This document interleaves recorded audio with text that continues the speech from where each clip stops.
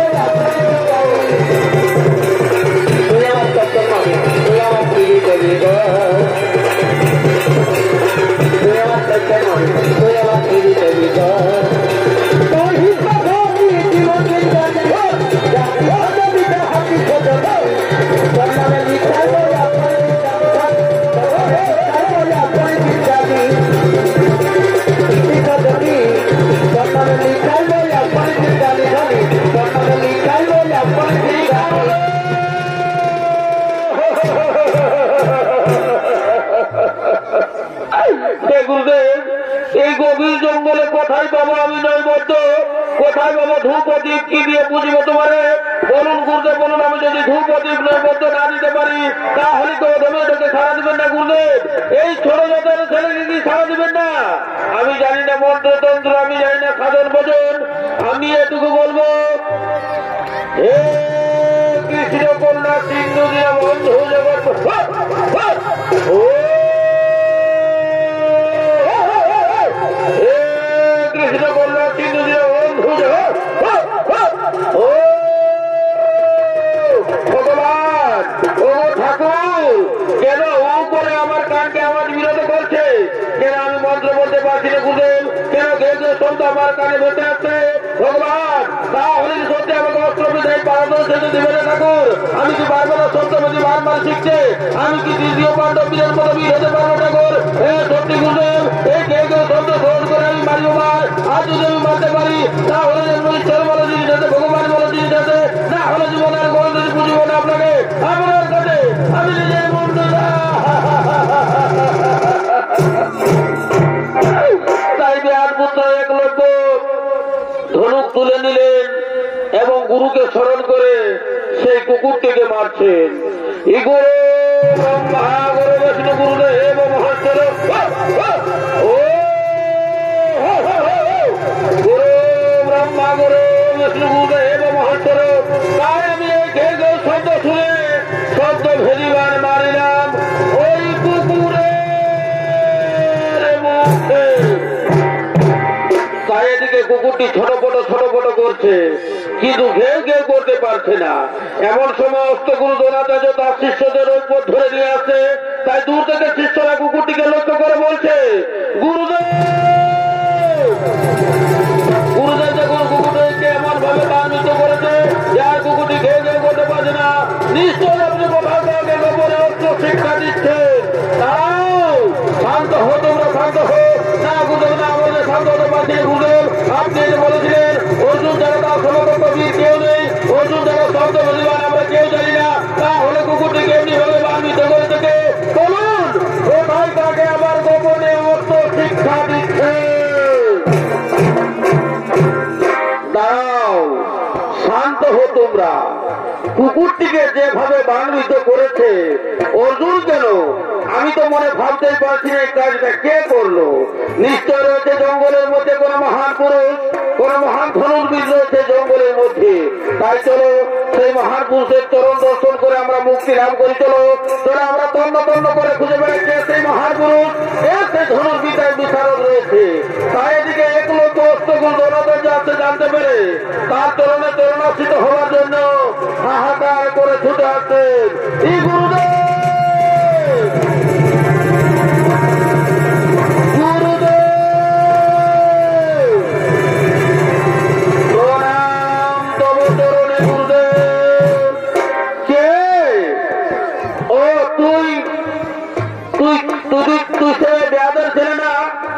গুরুদেব, আমি এই হিরণ্য ব্যাধের ছেলে একলব্য।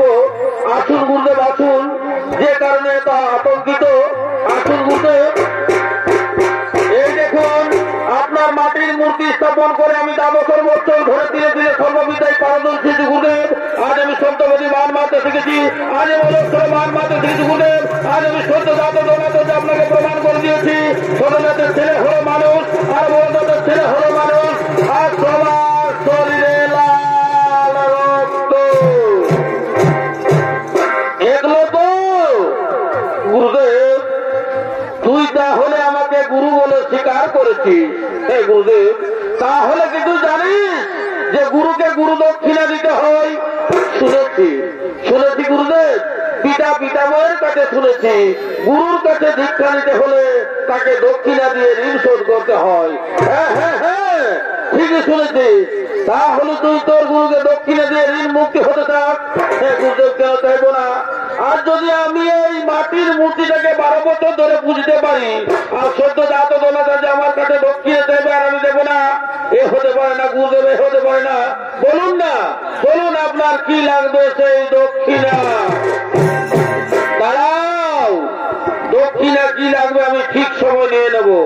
আর তাছাড়া যখন তখন দক্ষিণা দেওয়া যায় না, তার কারণ তোরা হচ্ছিস ছোট জাত। নিশ্চিত দরিদ্রের ছেলে তো, তাই তোরা একবার এদিকে উল্টেবি, আবার ওদিকে হবি, এদিকে হবি, আবার ওদিকে হবি। তাই তুই যদি আমাকে দক্ষিণে দিতে চাস, তাহলে তোকে আগে 370 বন্দি করতে হবে। বেশ বেশ বুঝলে আমি 370 বন্দি করছি। সাক্ষী থাকো চন্দ্র সূর্য, সাক্ষী থাকো 33 কোটি দেবতাগণ, সাক্ষী থাকো সমস্ত ক্ষত্রিয় দল, আরো সাক্ষী থাক আমার ছোট জাতের ভাই বন্ধুরা, সাক্ষী থাকো গরিবের মা বোনেরা, সাক্ষী থাকো সমস্ত দর্শকরা, সাক্ষী থাক আমার এই মাটির মুদি দোলা কাজ, এই ছোট জাত দোলা যদি আমার কাছে যা চাইবে, সে যদি মাথা চাই আমি মাথা কেটে দেব। ওরে বেয়াদের পুত্র একলব্য, আমি মাথা নেব না বাবা, আমি মাথা নেব গুরু নয় বৎস, আমি মাথা নিয়ে কেন তোকে চিরতরে নষ্ট করে দেব বাবা। আরে সামান্য খালি আমি তোর কাছে দক্ষিণা চাই, বলুন বলুন গুরুদেব কি লাগবে সেই দক্ষিণা? ওরে বেয়াদের ছেলে একলব্য, তুই সত্যি যদি আমাকে গুরু দক্ষিণা দিতে চাস, তাহলে দে। আস্তে আস্তে দান কর তোর গুরুকে প্রফুল্ল রাখার জন্য, তোর গুরুকে মনোরঞ্জন করার জন্য আস্তে আস্তে দান কর। তোর সেই দান হস্তের বৃদ্ধাল হিলা হিলা হিলা হিলা না না না না।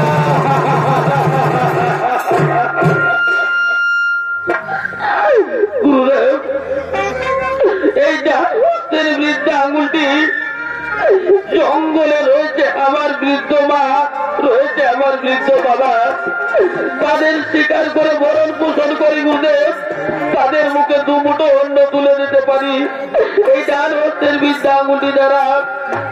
আর আপনি যদি ডান হস্তের বৃদ্ধা আঙুলটি আমায় কেটে নেবেন, তাহলে তারা হাহাকার করে দুমুঠো অন্নের জন্য মার দেবে গুরুদেব। এত বড় নিষ্ঠুর হবে না গুরুদেব, এত বড় নিষ্ঠুর হবে না।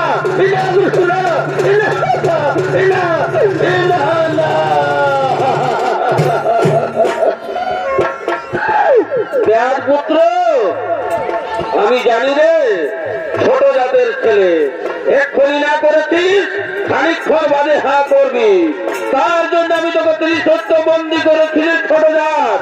ওরে ছোট জাতের ছেলে, ওরে বেয়াদের ছেলে, ওরে একলব্য, 370 কোথায় মানে জানিস বাবা? গুরুদেব আপনি একটিবার চিন্তা করে দেখুন গুরুদেব, জঙ্গলে রয়েছে আমার বৃদ্ধ মা, রয়েছে আমার বৃদ্ধ বাবা, এই বৃদ্ধ আঙুলটি দ্বারা আমি শিকার করে দুমুঠো অন্ন তুলে দিতে পারি। আর আপনি যদি দক্ষিণা স্বরূপ আমার বৃদ্ধ আঙুলটি কেটে নেবেন, প্রকাণ্ড শরীরে আমার ভঙ্গ হয়ে যাবে গুরুদেব। তোদের সামনে দাঁড়িয়ে মা বাবা হাহাকার করে কাঁদবে, তাদের মুখে দুমুঠো অন্ন তুলে আমার খোঁজ থাকবে না। না গুরুদেব না, এই বৃদ্ধ আঙুলটি কেটে আমার ভঙ্গ করবে না, করবো না করবো না গুরুদেব।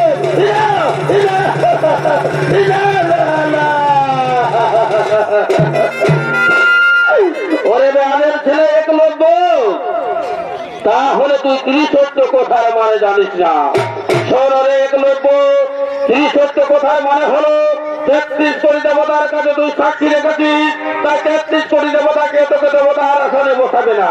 ছোট জাতের ভাই বন্ধুদের সাক্ষী রেখেছিস, তাই ছোট জাতের ভাই বন্ধুরা কেউ তোকে বলবে না ভালো, সবাই বলবে মিথ্যাচার, ভ্রষ্টাচার ছিঁড়ে করবে। ছোট জাতের ভাই বন্ধুরা বলবে নিষেধার, ভ্রষ্টাচার, কুলাঙ্গের, মিথ্যাচার, প্রতারক, ইনা ইনা গুরুদা ইনা না না।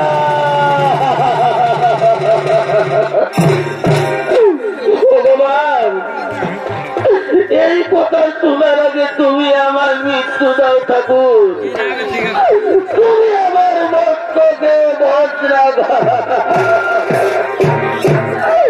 ওগো ঠাকুর সূর্যদেব, ওগো ঠাকুর সূর্যদেব, তুমি এত অন্যায়ের পরে জল জল করে উঠছো, আজ কিনা অন্যায় হচ্ছে গরিব ছেলের উপর। ঈশ্বর কিশোর, ঈশ্বর কিশোর, ঈশ্বর কিশোর। একলব্য দক্ষিণে দান হতে দাবি করিব গমন না, না গুরুদেব না, দক্ষিণা নিয়ে যাবেন এই ছোট জাতের, ছোট জাতকে চিরতরে ঋণ গায়ে রাখতে যাবেন না গুরুদেব। তাই আমি বলছি ওরা ছোট জাতের ভাই বন্ধুরা, তোরা বুক ফুলিয়ে সবার কাছে বলবি ছোট জাত কোনদিন বেঈমান হয় না, কোনদিন ভ্রষ্টাচার হয় না, কোনদিন মিথ্যাচার হয় না। এই না গুরুদেব জন্য ছোট জাতের ছেলের বিদ্যাগুলি নিয়ে আবার চিরতরে ঋণ মুক্তি হতে দাও।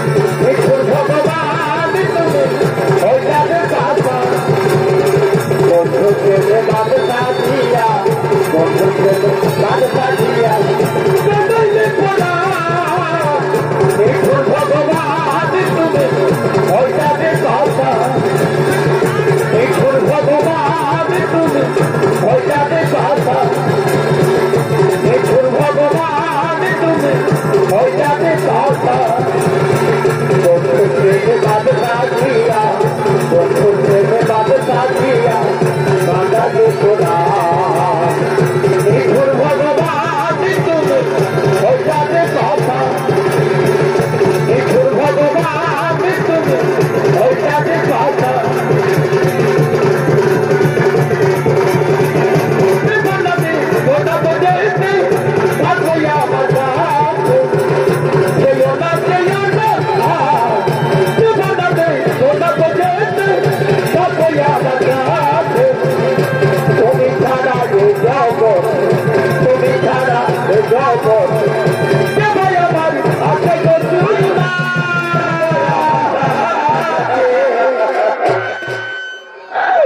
মাগো আজ আমি হেরে গেছি মা এই প্রকাণ্ড শরীর এখন আমার পঙ্গু মা এই প্রকাণ্ড শরীর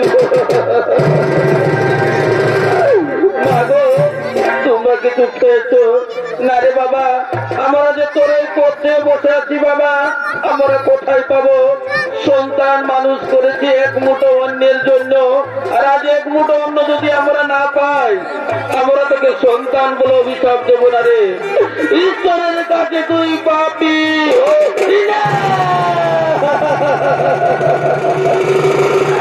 হে ভগবান একদিকে অষ্টগুরু দ্রোণাচার্য আর একদিকে জন্মদাতা পিতা ও মাতা ওরে আমার ছোট জাতের ভাই বন্ধুরা তোরাকে আমি সাক্ষী রেখেছিলি না আজ আমি তোরাকে সাক্ষী রেখেছিলি না তাই আমি তোদের আজ মুখ খুলিয়ে দিয়েছি না তাই আজকে যেন মা বাবার কাছে অভিশপ্ত না হই তাদের মুখে দুমুঠো অন্ন তুলে দিতে পারি তার জন্য 2-1 টাকা সাহায্য করো বাবুরা এই 2-1 টাকা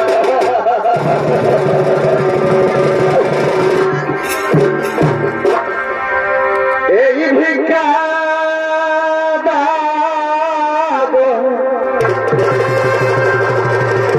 নগর পাশে ভিক্ষা আমারে ভিক্ষার লাগিয়া আমি ঘড়ি দাদে তারে ভিক্ষাটা নগরবাসী ভিক্ষাটা আমারে ভিক্ষার লাগিয়া আমি ঘড়িটা দে তারে ভিক্ষাটা নগরবাসী ভিক্ষা